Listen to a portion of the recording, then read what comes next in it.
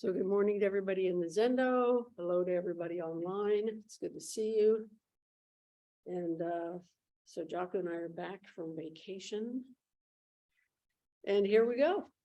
And also I'd like to thank everybody who's given lectures and everybody who will give lectures in the future for the rest of the year. Some great lectures. I've enjoyed listening to them. So thank you very much. And here we go. So I'm going to talk about a fascicle by Dōgen. Wow, what a surprise. This one's called Inmo, and it means suchness. So I'm going to start talking about that. So the title of Inmo, and it's spelled I-N-M-O, means suchness or thusness. So, you know, in Zen speak, we would just say things as they are, things just as they are. Now, in Japanese, another word for this is Nyoze. So Nyoze is kind of an interesting word. Nyoze translates as thus or thusness or like this, or reality is like this. And I would say that it captures this essence of what Dōgen's teachings are about. Dōgen's teachings are about pointing to our life and reality's presencing as our life, as this person, as our personhood in relationship to all being. So this notion of just this is talking about ourselves. It's talking about what is outside of us. It's talking about just all of this. And that is the us, them, it, they, me of just reality itself. So that is the meaning of Nyoze. This characteristic of, to say just this, these characteristics are called actually the four marks of existence, and they are impermanence, no self, suffering, and nirvana. Impermanence, no self, suffering, and nirvana. And I would say that nirvana is how we transform our experience of suffering. And I want to talk about that a little later on in this talk. So the other meaning of Nyoze, which I think is interesting, is the meaning is something like without a doubt. So Nyoze is used when Ananda says at the beginning of a sermon, when the Buddha gave sermons in the Pali Canon, what we understand are the Buddha's actually, Shakyamuni Buddha's actual teachings, Ananda would say, thus I've heard, but the word the thus here is Nyoze. So we tend to think that means something like, well, okay, thus in the sense that I was there and I heard this thing. But the thus in Nyoze is without a doubt, these teachings, what I heard without a doubt, the teachings of Shakyamuni Buddha are true. So this without a doubt is this faith that we have in the Dharma, Nyoze.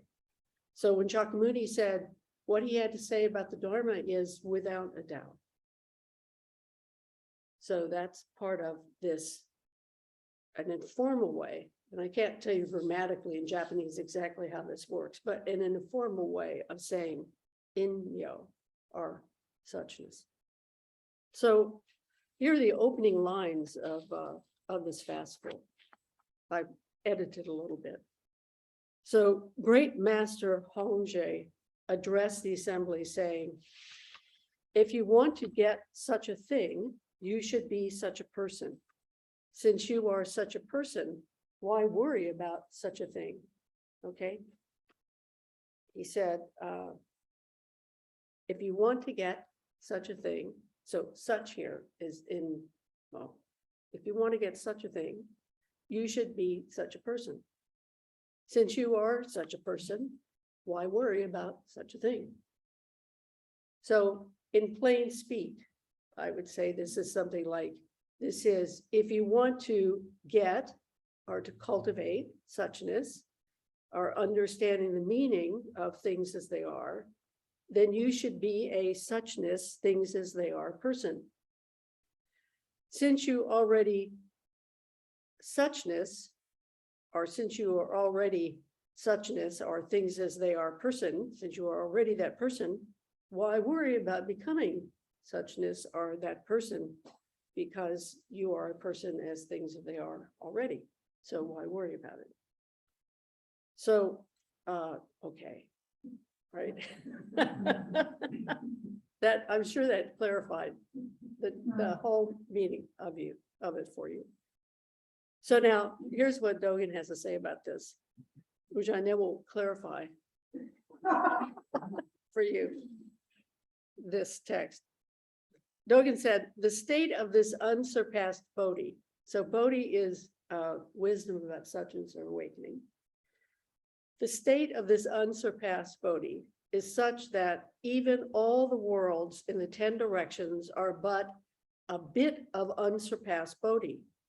Bodhi must exceed all the worlds. We too are all the implements in all those worlds in the 10 directions. How do we know it is such? We know it is so because our bodies and minds both appear in all the worlds without being ourselves. So let me read that to you again. Dōgen said, the state of this unsurpassed Bodhi is such that even all the worlds in the 10 directions are but a bit of unsurpassed Bodhi. So each thing is manifesting Bodhi. And then he says, Bodhi must exceed all the worlds. We too are all the implements in all those worlds in the 10 directions. So we're not excluded from this Bodhi. How do we know it is such? Or how do we know Nyoze, right? How do we know without a doubt? We know it is so because our bodies and minds both appear in all the worlds without being ourselves. That's a really interesting comment. We know it's so because our bodies and minds appear in all the worlds without being ourselves. Okay, so I think this last line bears some looking into. So I think the last line, we know it is so because our bodies and minds both appear in all the worlds without being ourselves, is a statement that requires faith. Because we have to entertain that it is true because we are not separate from all of reality's functioning. You guys have heard this from me before. We're not separate from all of reality's functioning. This functioning is Buddha, Buddha mind, Bodhi, Buddha nature, Inmo, Nyoze. This is true in every dimension of this universe, including ourselves and others. Even the folks we don't like are the things that concern us. So furthermore, we can know this because we are the nature of no inherently existing self, which means we become part of the causal nexus of reality's functioning. Okay, so the point of this is here, what I'm saying is that when he says, our bodies and minds appear in all the worlds without being ourselves, I think what he's talking about here is this nature of no inherently existing self, which means that we are always part of this causal nexus of reality's functioning. So it means that this body mind, this particularity that you associate as the self, it is still a non-inherently existing self, which means that we are always in this causal nexus, but not probably in all likelihood in the sense that we think of ourself as being self. So you can talk about that and saying, well, you know, it's like when our body is buried, we become part of the earth and we nurture the soil, or we become, you know, we're part of the essence of the sun, or we talk about the stars and how the Big Bang, and we'll have all part of that carbon in our bodies, et cetera, that kind of thing. So this is this no inherently existing self, which is part of this causal nexus of reality's functioning. So that means that from this position of understanding the nature of what Buddha is, that we are Buddha. So this is a characteristic of when we talk about, we say no self, no inherently existing self. Okay, but how are we to understand this in our practice? What does this mean exactly? Okay, so Hongzhi and Dōgen are asking us to believe Nyoze. I have heard without a doubt that this is true, that we are all suchness, Inmo, and that because this is so, why worry? Why worry about such a thing? Is the question that's posed. So I would say this, he is not saying to us, don't worry about realization. He's saying, rather, don't worry or doubt Inmo, Nyoze, thusness, things as they are. Don't doubt that. But I think we do doubt that. We really doubt that. Sometimes it's hard to feel that, right? I mean, intellectually, we can understand that because I think it's quite logical. But then there's the question of, well, how do I respond to that? How do I feel that? How do I enact that? And of course, that's our practice, right? In each moment, how do we do that? So it's hard to think about ourselves. We say, this very body is Buddha, this very mind is Buddha. Or we sit on the cushion and somebody says, well, when you're sitting zazen, you are Buddha, but you're always Buddha. And then you say, well, I don't feel like Buddha. I don't feel like Buddha. If I'm a Buddha, how do Buddhas act? What do Buddhas do? And if I really believed I was a Buddha, would I become an insufferable narcissist? Would I? Or if I don't have a self, if I have no inherently existing self, if I'm only things as they are, if I'm only impermanence, then who am I? Who will I be? What am I now? Am I real? Am I going to fall into some kind of narcissism, some kind of nihilism in which life has no meaning? Is there no there? So how can I live my life, really live this life, coming to grips with a no inherently existing self, which is in a constant state of birth, death, rebecoming, and dissolving? And most of the time, by the way, we just don't go there. Most of the time, we're like, me, I'm solid, I'm here, I'm feeling whatever I feel, I'm thinking whatever I'm thinking. But of course, when we think about that, we realize that what we were thinking about 2 seconds ago is not what we're thinking about now. That's one of the things about Zazen, right? You're sitting Zazen. Can you tell me what you were thinking about at the beginning of the period of Zazen this morning and what you thought about when you were at the end of it and what happened in between all those thoughts? Are all those thoughts the self? Or do all those thoughts have continuity? I mean, yes and no, right? I don't know about you, but I'm like over here, over here, over here, over here, back over there, nothing. Sometimes nothing, sometimes just, that this way that if I pay attention, it's really clear to me that my whole life is this constant state of impermanence, things arising and falling, birth and death, rebecoming and dissolving. So do I have to worry about this? Is this something I need to worry about? And if I don't worry about all of these things, am I going to stop being a Buddha? I mean, this is pretty heavy stuff. So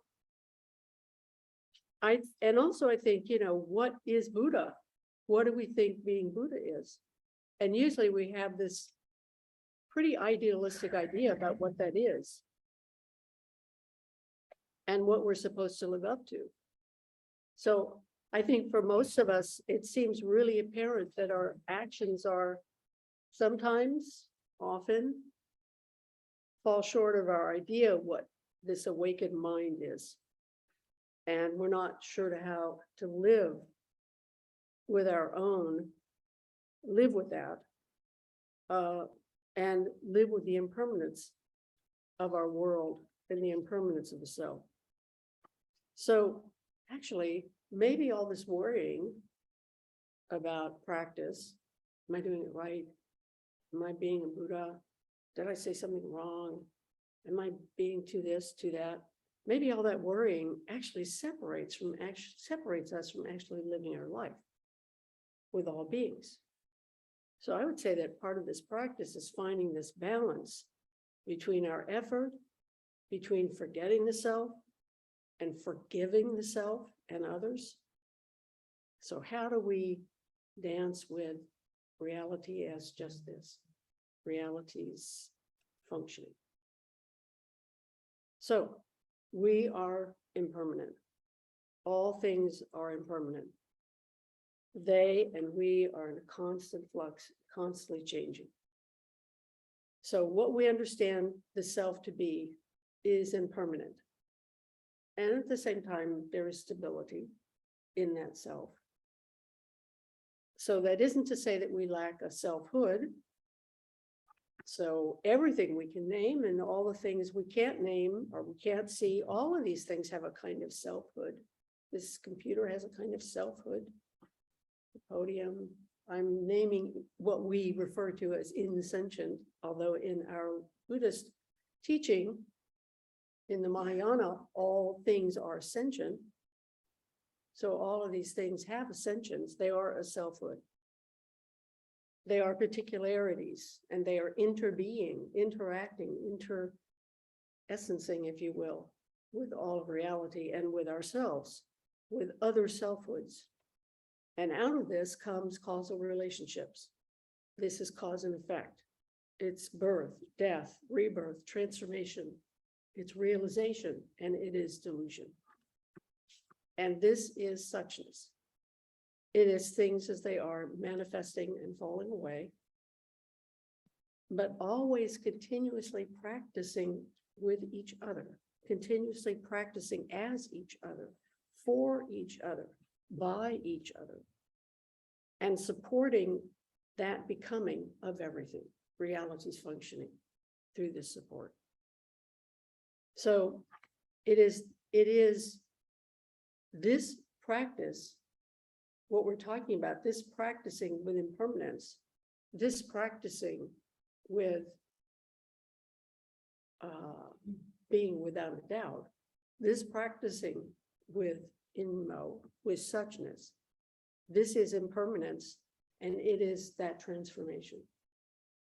So it is this transformation, as in transformation itself, which manifests as just this moment, just this world's manifestation unfolding as a multi-continuous interbeing, which is life, death, birth, over and over and over again in all of its forms. And this is especially true when we apply this teaching to our individual personal experiences, which is mostly what we do, right? That's where it hits home, our individual personal experience. So the abstract gives us a map, the abstract gives us a view, this practice about what we're up to, but then there is walk the map. You can use, Google Maps all you want to get from here to there, but you still have to physically get from here to there. The map can't do it for you. And all the things that happen in between after you hit that go button, right? The parts where you hit the go button and it says, pull out of your driveway, turn left, turn right onto this street or that street. Or it says, what does it say? Something like, proceed to the route, as you're making some detour because something's happening and the little machine's going, proceed to the route. So these personal experiences that we're having in our life as we're practicing, all of these are our practice.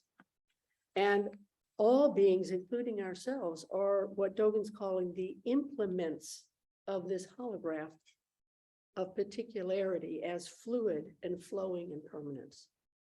This is the implements, where the implements with all being of a holograph of particularity as flowing and fluid impermanence. So how we work with this, how we deal with this impermanence, how we understand this, how we manifest this, is to be able to fully engage each moment's request, to fully engage in our life in each moment. And the only way that we can do this is to calm down, to still our minds, and be each moment of our lives. And I would say this is one of the functions, if you will, of Zazen, formal Zazen. But this is also our life as Zazen. Life is Zazen. This is Zazen doing Zazen. So knowing this, living this, and functioning from this place, the more we're able to do it, this is nirvana. Nirvana is not outside this life that you are living. So I want to remind you that Dōgen began Genjo Koan. In Genjo Koan, the first lines are, as all things are Buddha Dharma. So he's saying, talking now about Buddha Dharma as in the teachings, he says, as all things are Buddha Dharma, there are delusion, realization, practice, birth, life, death, Buddhas, and sentient beings. That's how we talk about this. This is how we understand this. This is how we investigate this. Then he says, as myriad things are without abiding self, this is this no inherently existing self. There is, and I'm going to add this in here, no inherently existing delusion, no inherently existing realization, no inherently existing Buddha, no inherently existing sentient beings, no inherently existing birth, and no inherently existing death. The Buddha way, in essence, is leaping clear of abundance and lack. Thus, there are birth and death, delusion and realization, sentient beings and Buddha. And then finally, he ends it with this line that I love very much. Yet, in attachment, blossoms fall, and in aversion, weeds spread. In attachment, blossoms fall, in an aversion, weeds spread. So everything is included here. In nirvana, everything is included in this, in our life.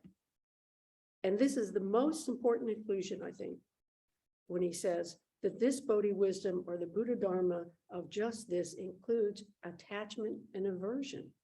Both of these things are included. It includes suffering. Suffering. This is the crux of our suffering.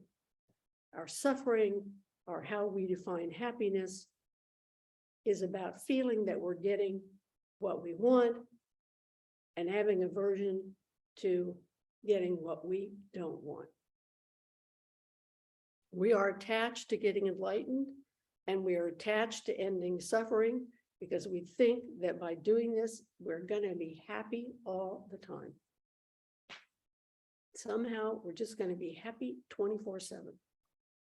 So the trick, if you will, about this is to include, this is what is being said here about this teaching, include the suffering. Do not reject the suffering. If we reject suffering, which is essentially our response to impermanence, if we reject suffering, we are rejecting our life. We are rejecting our life. So that's why Dōgen says, include the suffering. Suffering is part of nirvana. This is a characteristic of suchness. There is impermanence, there is no self, there is suffering and nirvana. So all this is part of Inmo. It is suchness, and it is, oh, why worry about such a thing? Why worry about such a thing? If we include our aversion and we include our attachments, then we can become freed from our aversion and our attachments. That is where our freedom is. These aversions and attachments are not something outside of nirvana. Why worry about such a thing? Spending our energy rejecting aversion and attachments, that's not helpful. So that's not what this teaching is. Being curious to include suffering and not being pushed around by our desires is helpful. So in Soji, which we recite on Wednesday morning, Dōgen wrote, just understand that birth and death is itself nirvana. That's pretty radical. Just understand that birth and death is itself nirvana. There is nothing such as birth and death to be avoided. There is nothing such as nirvana to be sought. Only when you realize this are you free from birth and death. So in a way, he's saying the very things as practitioners that we get caught on, he's saying, nah, don't get caught there. Don't avoid birth and death. Don't look for nirvana. Only when you realize this are you free from birth and death. You're free from these conceptions, misconceptions that you have about what these things are. So if you understand this to mean I should ignore my feelings, this is not what Dōgen's talking about. He's saying, don't try to bury, ignore, push away, avert from your feelings of loss, grief, anger, greed, whatever it is. Just accept these desires and feelings as being about our life as Buddhas. This is about our life as Buddha. We include that there is suffering. And we include that it comes from our aversion that we have and our attachments that we have and how we view impermanence. So the problem with suffering from a Buddhist perspective is when we try to avoid a situation or get attached to a situation in which our suffering through that aversion or attachment creates delusion. And what is delusion? Delusion is forgetting, ignoring, or violating the truth of our interbeing with each other and all beings. And that results in selfishness and harmful actions. When our suffering takes us to a place of selfishness, harmful actions towards self or others, right? Then that's delusion. So delusion is forgetting gratitude. In delusion, we forget compassion. We forget empathy. We forget connection. We forget that our consciousness, our very isness, is a gift. And that's the basis of gratitude. I just ran across this. I really love what I'm about to say next. I ran across this in a book I was reading. Okay, so the Japanese for thank you is arigato. Probably many of you heard this, arigato. The origin of arigato is a Buddhist term, which is arigata shi. Arigata shi. And arigata shi means something is rare to happen, that it rarely happens. And what is this thing that rarely happens? Our human life. Our human life. So from the perspective of the Buddhist theology, if you will, about rebirth, is that it is very rare to be reborn as a human being for various reasons. It's a good thing. Because it is, according to Buddhist theology, the only rebirth in which one can awaken because of the kind of consciousness and lifespan that we have. But what I love about being a human and this precious life is that I can be conscious of this life, conscious of this self, conscious of this idea that I have anyway, is that the reason the world is beautiful to me is because I am this world, because we are this world. And so when we walk out I've just been reading a book where a guy's talking about autumn, which is something we actually don't have a lot of here in our climate. But the way that autumn makes you feel, the way that when you go out and see a blue sky, or when there's thunder and the clouds are dark, all of those things that happen are human relationships, or petting our dogs, all the things, even the things we don't like. My next door neighbor who has seagulls giving birth to their children on her roof, which I have to tell you is quite noisy. And all the aversion that I feel to that, and all the feelings of why can't I practice with this? Because all I feel at this moment is aversion.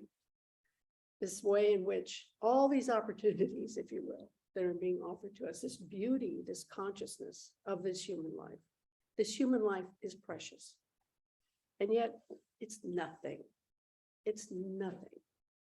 It's like one hair falling out of the head of Gaia, right? It is just a snap in time. But our human life, this human life, the preciousness of this human life includes suffering, because that is part of this impermanence. So we have to accept suffering as part of our lives. It is, since you are such a person, why worry about such a thing? Don't be too hard on yourself. Please explore this teaching. It's a koan for us. It's a beautiful question that we're being offered. It is Nyoze. It is something that we may want to doubt, but we should not doubt. So let's keep looking at our lives with curiosity and compassion. Don't doubt this wisdom. Let go of having aversion to our aversion. So this is what it is to be human.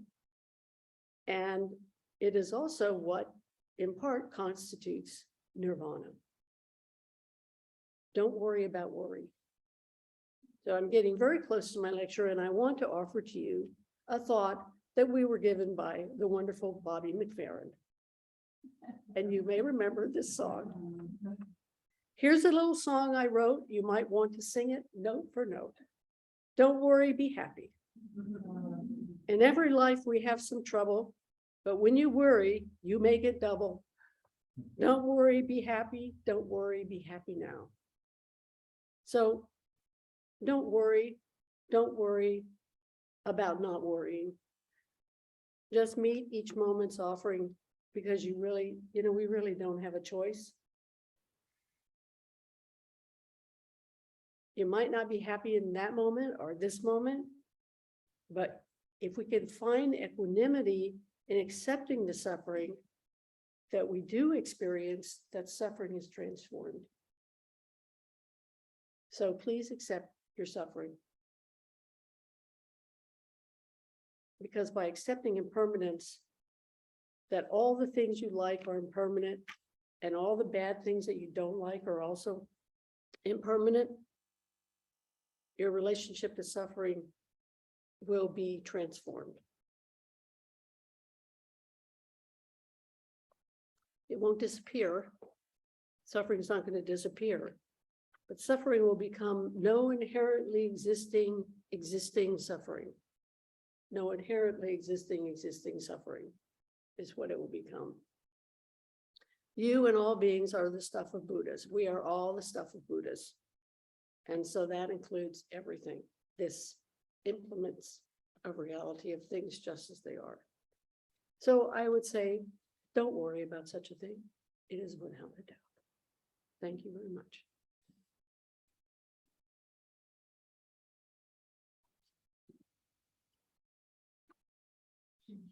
Yes. I can try.